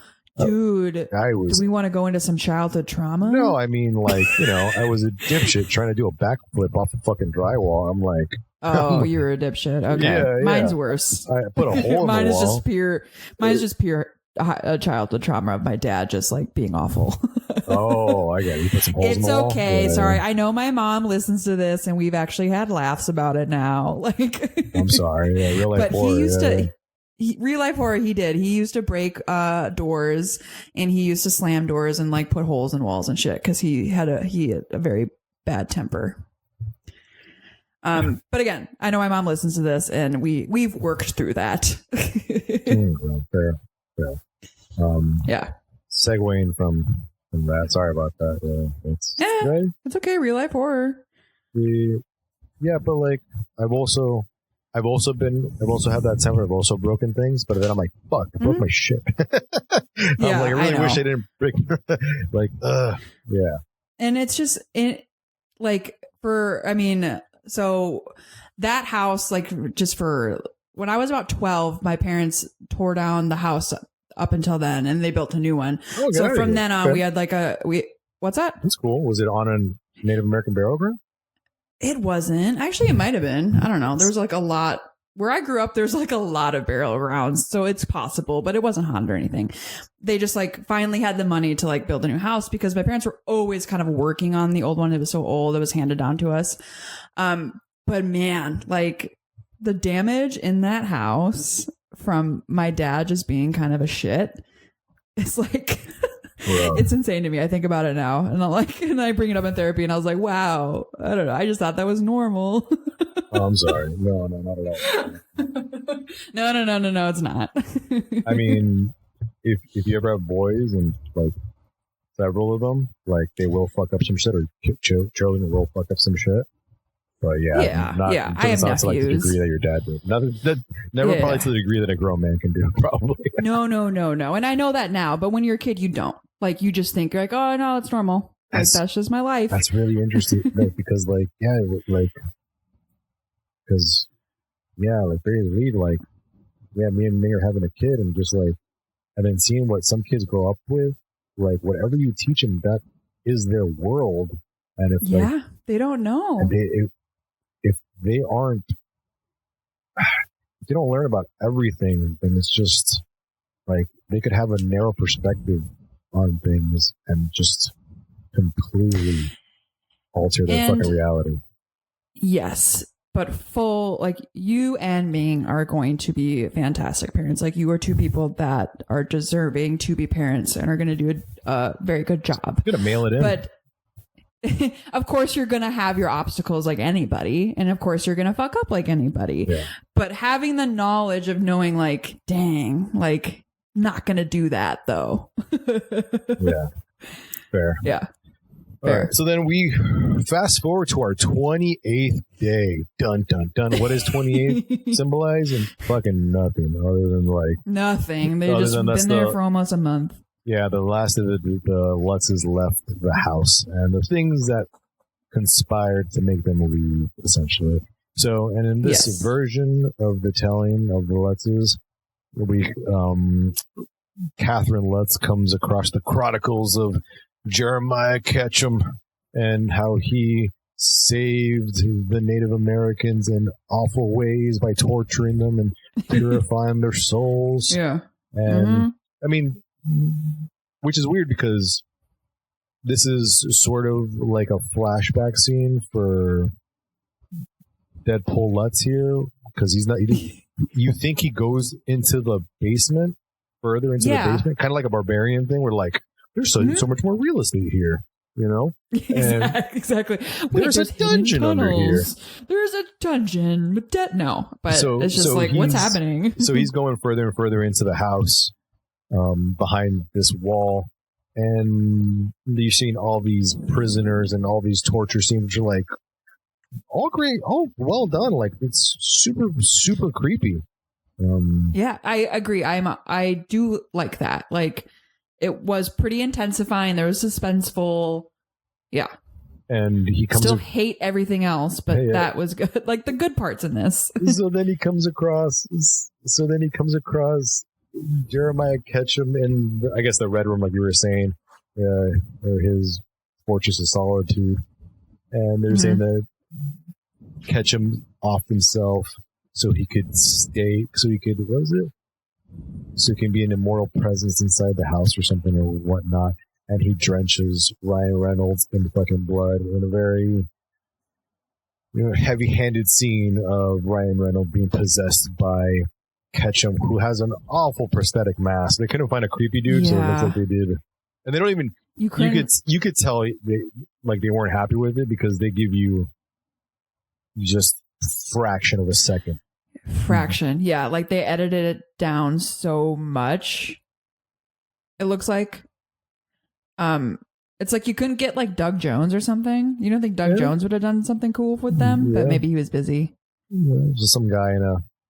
Actually, we didn't even know who plays him. So. I didn't look it up, but I guess like Ryan Reynolds being covered in blood is pretty cool. Yeah, they give you a lot of that. They give you a lot of that. A lot of it. Like, but that's okay. But that probably is making up for the fact that it looks like they cut a lot of that of Ketchum out. Yeah, they don't even give you possibly. There's nothing on it right here. Actually, he might be uncredited. Because I feel like there was a couple of uncredited people when I was on IMDb, which I don't like. They didn't even give him a credit. They didn't like it they hated it that much. So basically, this is just trying to symbolize that, because then Deadpool Lutz wakes up from his fucking dream. You know, he wasn't actually in there, and he wasn't covered in blood or whatever. But he's basically saying that he's reached his final demonic form, and now he's ready to save his family, essentially. Save his family. Now he's ready. Now he's ready. Save his family. I missed the scene before when I watched it the first time about like how Catherine goes to George in the boathouse and her hair gets caught in a really orchestrated fucking scene. Like this scene makes no fucking sense. No, and also that it wouldn't work like that. Yeah, like your head, like no way you're falling.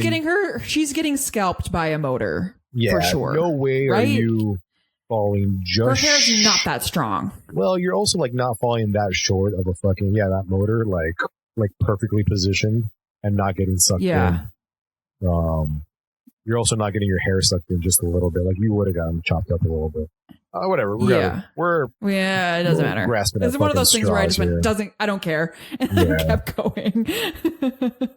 So then they walk into George's office because that's where Chelsea is, and she finds the coffins that George has made for his family, which is like, when the fuck did you have time to do this fucking bullshit?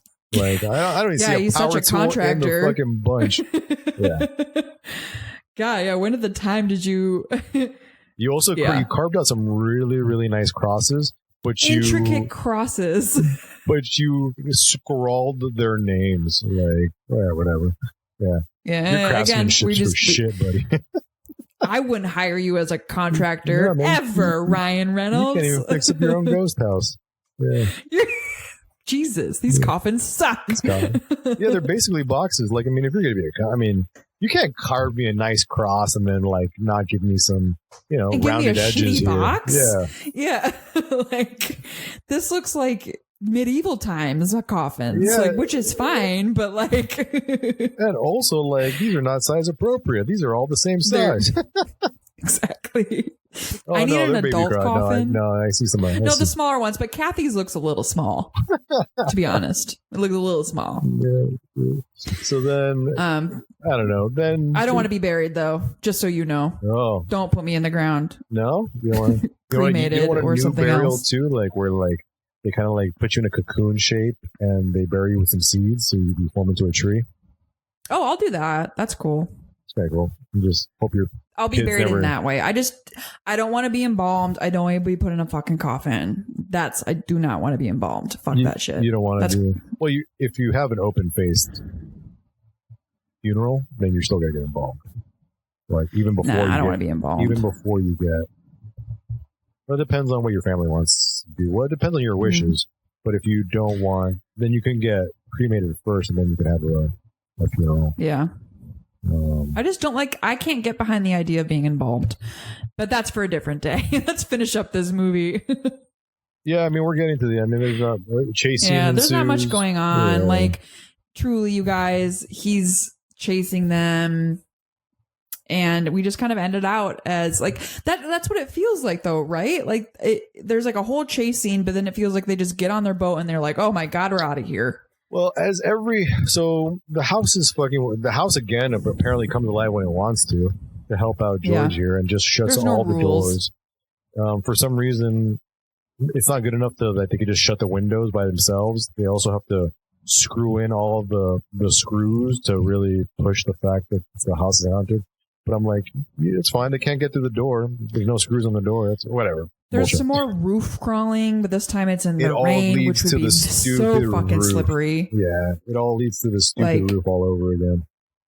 Yeah. But then so this is the weird part. So then they get up to the roof. Billy's able to knock George off of the roof. It's torrential downpour, so the ground is nice and soft. So, he survives the fall. But they get to the chimney where they can crawl down because there is a ladder screwed onto the side of the chimney. Where the fuck was this ladder before when they were trying to save Chelsea? Exactly. Yeah. Continuity. The roof parts in this movie, I was like, what the fuck are we doing? Also, I mean, is that a thing though? Like, I don't know a lot about chimneys. I don't think there would be on a chimney, but I don't know. I've never seen anything. No, I haven't. No, you're right. I haven't. Yeah. It's like they made it for the purpose of this movie. It's crazy. But you were 100% correct. Like, where the fuck was this? Because she had to climb up, unless there are many chimneys. Again, continuity. I mean, I get the practical, purposes of having a ladder screwed onto the side of your chimney. Yeah, I don't want it. It's super dangerous. It's like a fucking 40-foot fucking chimney. We need a ladder all the time there for safety reasons. And this is a crazy pitched roof, so you need. Maybe that was used for when chimney sweeps were a thing. Yeah, maybe, but whatever. So yeah. I was also wondering if they had made a roof set for this movie. That's more than actually I can't confirm, but it feels like that might be correct to do some of these scenes because that'd be a lot to take this whole family. That's a lot to put all those actors on top of a real roof. Yeah. So you're probably right. Yeah. So then we get to this fucking final battle scene, sort of, which is like a standoff with George and the axe and Melissa, George and the gun, and I mean. Any friend I would have talked to about it, 100%, shoot him in the face, done. End of movie. Yeah. Move on. You almost killed my kid? 100%. Get out of here. But it's but it's Ryan Reynolds, Oh, but he's just hot. He might be dirty, but he's not dirty yet, Dirty, but like I can't stop thinking about him without that shirt on. Nobody gives a fuck about this kid Billy in the movie. Poor Billy, like literally almost gets murdered, and the mom's like hesitant about it. I would so quickly be like, fuck you, get away from my kid. Like, I don't like you. We needed a little bit more mama bear status. We needed a little bit, but I mean, I guess knowing. And that's where she falls short, honestly. I'm like, come on. Yeah. She's just trying to save everybody. Even Billy's like, let's just leave him. Yes, I know. We will be fine. Like, Mom, this isn't Dad, remember? Like, yeah. And a little bit of a false ending. Catherine knocks him out. They go for the boat. And then George, Deadpool Lutz, wakes up and fucking axes Melissa, Catherine, George in the gut. And then that would have been the movie. But no! It's just a vision of what he could do. Just a vision. Oh no! And then she knocks him out again for a second time and ties him up. They get on a boat. They drive the fuck away. And the farther he gets away from the house, as they know, they I guess unpossessed. God, they're doing. He gets. Sorry, like it almost feels like this last little part that you're explaining when, they're going to the boat and he's possessed and it's back and forth. And did he actually, it's like almost like Taxi Driver. Like not like in the way it's edited to make it seem like it's like, oh, he's going so crazy. Oh, yeah. And then he like is kind of, they get him onto the boat and then she turns it on and they zoom out of there. And like you said before, which thanks you for clarifying, like the whole fact is if he gets further away from the house, he gets better. Yeah. Like he gets less crazy because he's not being influenced by the house. I mean, in a little fucking silly third act scene to prove that like, oh, he's all better now. Like, yeah, all the flashbacks start happening and his eyes clear up. And they're just saying they're like, oh, I guess the house decided not to possess him anymore. But I'm like, all right, cool, I guess. Yeah. The and then, safe. like, she drives off on the boat with him, whatever, they got him. If I was, again, this kid Billy, I'd be fucking pissed, but whatever. She just gets out into the middle of the lake and then turns the boats off and is like, turns around to check on him. I'm like, oh my God, baby, are you okay? Like, what? Ma'am, keep going. I mean, keep getting to the other side of shore. Yeah. Like, what are we doing? Yeah. But I guess he's fine though. He's cool. He's not possessed. Oh yeah, I mean, he wakes up and he's like, "Let's get out of here, team." Yeah. And then Billy's looking at this, like, Billy's side eye and being like, "What the fuck is this bullshit?" And then as to show that George is fine. He's just like, "Don't even look at the house. Let's just keep going." As to prove it, like, yeah, we're okay now. That's essentially. I could give you the benefit of the doubt to Catherine Lutz's character as far as like she already lost one husband and doesn't want to lose another one. I could if you reiterated that could have played up a little bit, And then we get this weird, stupid scene, and then so fucking stupid about Jody. God damn it! Yeah. Like now she's sad that she's alone. Yeah, and once again, here we go right back into what the fuck was the point of her ghost? Is she bad? Yeah. Is she actually part of this possession? And then she gets. Is she being haunted by the other ghosts? Yeah, like then she gets tortured by. Is she getting tortured by the other ghosts? Like, yeah, there was they did that setup really, really nice in American Horror Story where there's other ghosts in the house and some of them don't want to fuck with the other ones because, like, dude, fucking. George over there is a fucking dickhead. We leave him the fuck alone. All he does is just walk around in circles or whatever. Like, Yeah. Yeah, it could have been better. It was fine. But look, this one's based off the Jay Anson fucking version of things. Exactly. And this is a Michael Bay production. Is this have we done one before where Michael Bay was the producer on? Holy shit, wait, this is Michael Bay. He produced it. Yeah. Oh, okay. All right. I guess maybe this is our first. Interesting. Yeah, okay. Oh. That's it, guys. Okay, so regardless of whether it was haunted or not, the Lutzes did leave their possessions behind. And this could have been a con job from the fucking beginning, and they could have played this up, leaving their things behind because they wanted to make it seem that the house was haunted. They did get their possessions back, though, because they did send movers to pick up their things. So they. Oh, and in this version, it just tells you that they never went back. Yeah, they never went back. Technically, they never went back for their possessions. The people they paid to go back for their possessions did. Yeah. Fun fact: the people that bought the house after them bought it for $50,000, $30,000 less than what the Lutzes paid for. So that's a fucking bargain. You know, that's a bargain. 100%. It's a bargain. Yeah, nowadays too. And have reported no abnormalities or no paranormal activity. It's almost like they made it up. Oh my God. Did they make it up? Yeah. I think the house has been bought and sold like 3 or 4 times after this. Nobody has reported any paranormal activity. Everyone's like, it's fine. It's fine. So I think it's safe to say that they fucking made that shit up. So I think it's safe to say that this house is clean. This house is clean. Everybody, this house is clean. This is the fucking line from Poltergeist.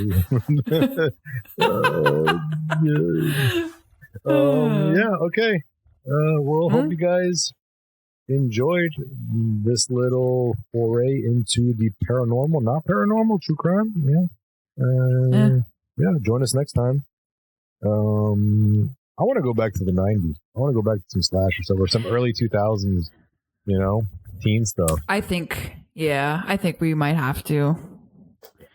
But I mean, yeah, we'll see. We'll do some little more research. But I think we're going to go back to the 90s, early 2000. Yeah. But that was our episode, guys. Hope you guys enjoyed it. Follow us on all our socials. Give us a rate and review on Apple Podcasts. It helps us out a lot.